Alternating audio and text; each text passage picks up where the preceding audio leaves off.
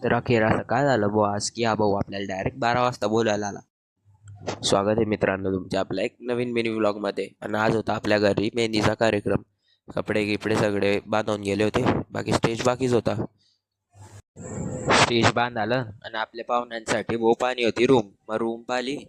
आणि आता हे बघा कशी रूम आहे. मग या रूममध्ये खूप काम होतं, लादी पोछा वगैरे सगळं मारायला लागेल. घेतले व आपले सगळे फिल्डर आणि म्हटलं चलो रे, आता मारू आपण झाडू.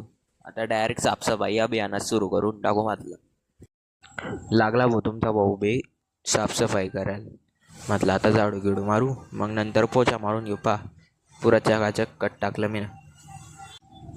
आला भाऊ घरी आणि तिथपर्यंत सगळं कार्यक्रम वगैरे सगळं चालू ना. आपा या आपला शिवांग कसा नाचत होता.